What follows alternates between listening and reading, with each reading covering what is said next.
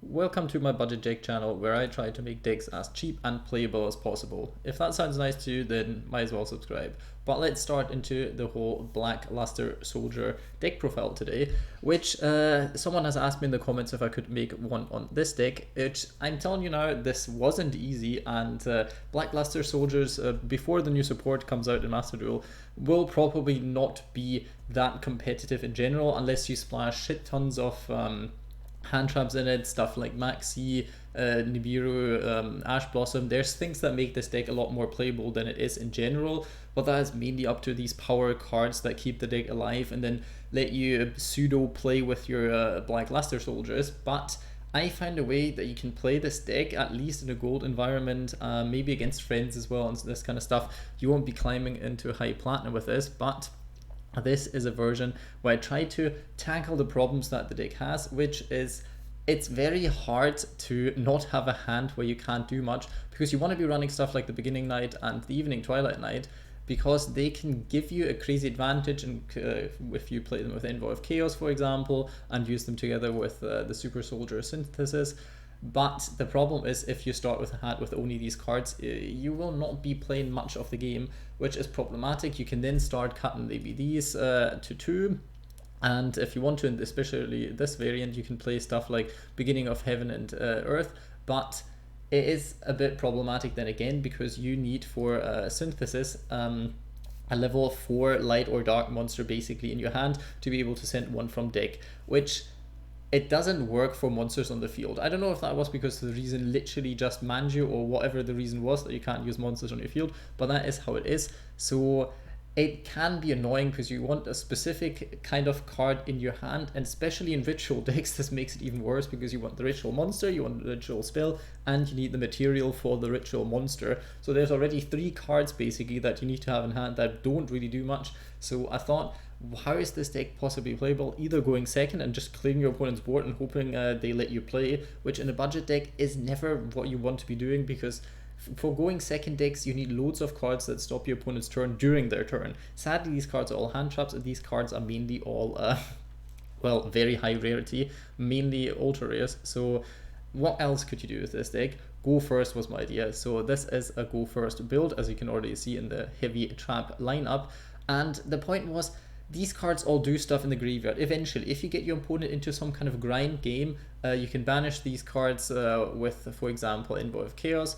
Then you can trigger the effect, search out your ritual spells, ritual monsters, and grind advantage from this onwards by discarding them basically with cards like Paleozoic Dynamiscus or Divine Wrath. By the way, the trap lineup is not set in stone. These are just some examples that you can run to like slow the game down a bit, so maybe stall 1, 2, 3 turns till you can actually get your combos off. Another problem in this deck is Black Luster Soldier Envoy of the Beginning is not really searchable unless you want to run stuff like Chaos Space, which I felt like did do surprisingly little for the deck in terms of advantage, unless you run a very specific version incorporated, and even then you break loads of the time. But let's go and do it card by card. Ash Blossom, very good card, doesn't count as an ultra rare because you basically get it for free.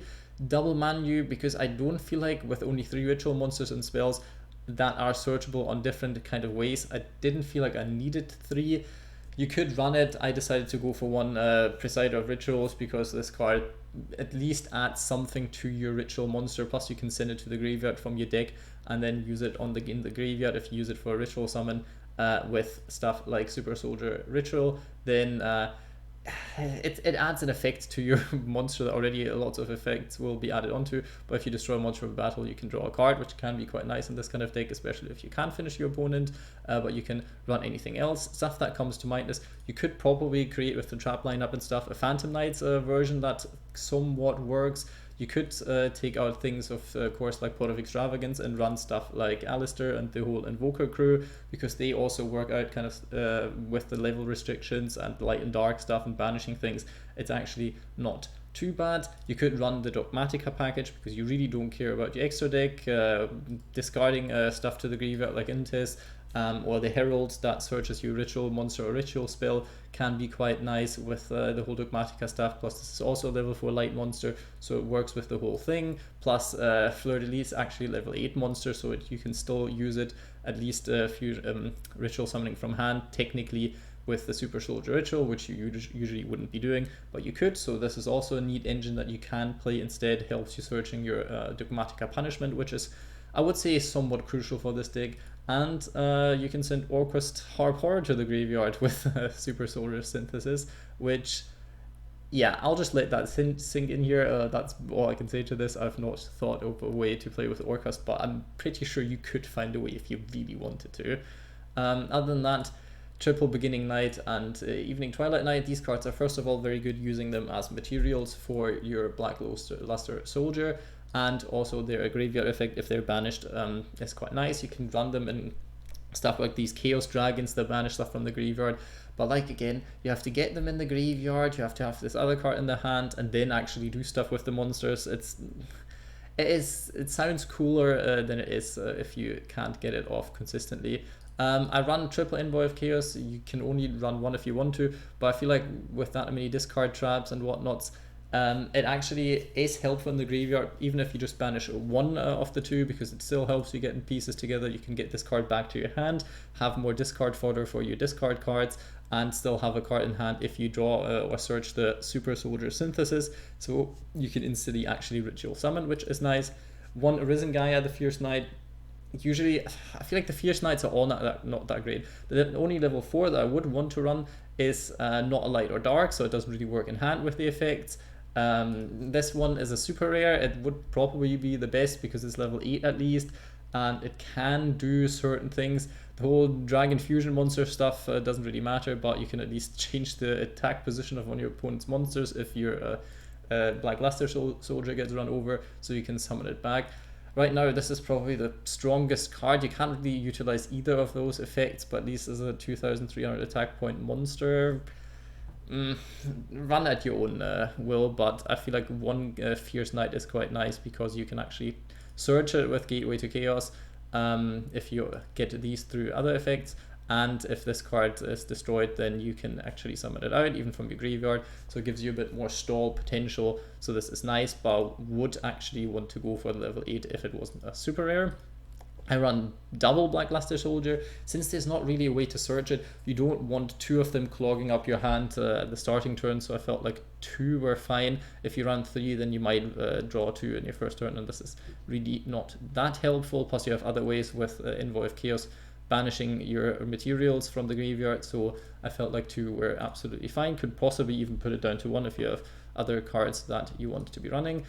Triple Black Luster Soldier, the Super Soldier, I kind of trialed out 2. It's fine. You sometimes then run out of stuff that you can search, but at this point you usually don't need to anymore.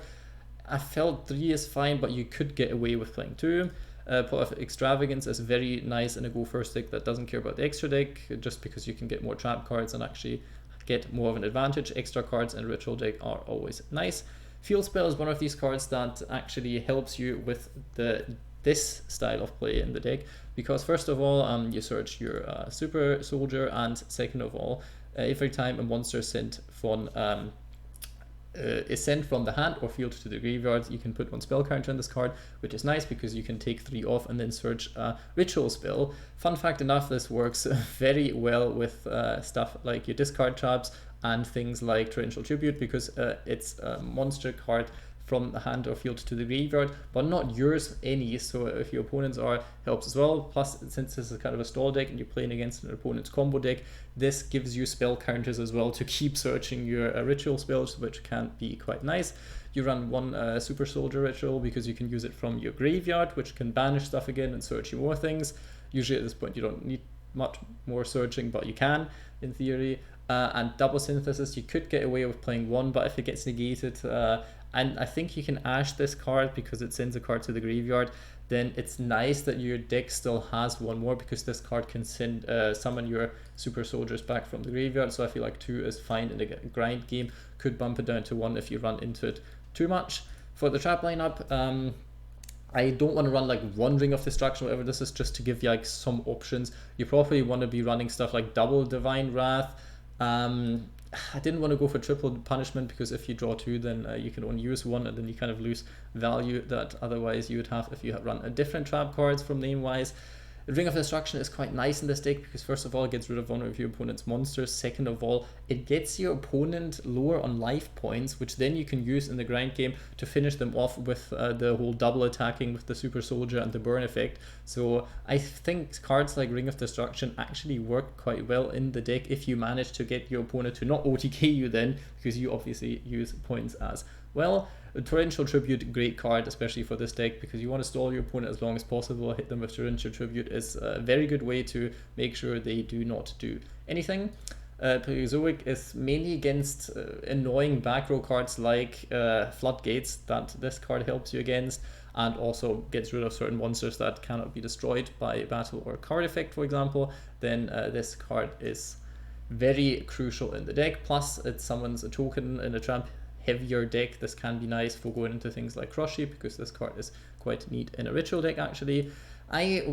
You can get away with running stuff like Blind Obliteration. It's a bit gimmicky, but I think it was run back in the days in the Zodiac format in certain decks, because they all summon level 4 rank 4 monsters, which was easy to achieve. Like if you look at probability, you will roll a 4 most likely or higher with 2 dice, so it's fine to run it to kill certain things on your opponent's board before they get too problematic. But since it doesn't work against linked monsters and whatnot, you probably would rather run like 2 Divine Wrath or 2 Ring of Destruction instead of this one. But I felt like at least mentioning it in this deck profile. Punishment, already said it, great card. You run these cards. This is an alter you already get with the structure deck, so you don't have to craft it. You want to make sure it's a light or a dark monster, so you can get these kind of cards to the graveyard as well, because it matters for your Envoy of Chaos if you want to banish stuff and get this card back to your hand. So this is fine. Plus Black Luster Soldier is fine, and they have high attack, so you would be able to destroy any of your opponent's monsters. You can go for whichever you want. The level doesn't really matter unless you want to go for level 4, but then the attack won't be high enough, and so on and so on. The rest of the cards is Solemn Judgment, very good card, also you get it for free. Kind of problematic because it lowers your life points, so you might want to see if you actually feel good about running it or not. Stuff you can be running is Summon Limit if you have it, for example. Good Floodgate because you don't special summon that much. Lost Wind is a good card to stop your opponent from doing stuff. You can reset it, but it doesn't hold up your opponent as much as stuff like Torrential Tribute, for example. Next up is just some generic rank 8 shenanigans in the extra deck. Doesn't really do much, but yeah, why not put it into the extra deck? Because you could technically go into it, because you do run loads of level 8s, so you can go into rank 8s. So it can be nice using this in conjunction with this or this card. Doesn't really come up much, but you could do it. And Triple Crushie, because you run Power of Extravagance, run it at 3. Technically, if you stall your opponent and they can't really do much, or you want to link off a card, for example, then this card is nice because it allows you to draw 2 cards when you ritual summon it, and then discard 2 cards. Especially the discard effect in this deck can obviously be quite nice, because you do profit from certain cards in the graveyard, and it helps you dig for stuff like the Black Luster Soldier. But since you don't really run extenders in this version, you don't really get to go into Cross Sheep all that much, unless you use 1 pair Dynamiscus, for example, on your opponent, or Punishment, and your opponent has to end their turn because they didn't really do that much. So then it can be handy if you have 2 level 4s, for example, and want to link them off. Nice, also gives you counters into the for your Gateway to Chaos, which is also quite neat. That's about the deck. Basically, the deck is okay. I would say it's fine for casual games and for gold grind. If you go second, you don't do much with it, but it does stay true to the whole Black Luster Soldier gameplay, and you actually use it as your boss monster rather than some extra deck shenanigans, and just fill it with some well, stuff that you like but don't necessarily need. So this deck is actually focused around the Black Luster Soldier rituals. Hope you enjoyed the deck profile. Like, subscribe, do all these things other YouTubers tell you to do, but most importantly, have a good day.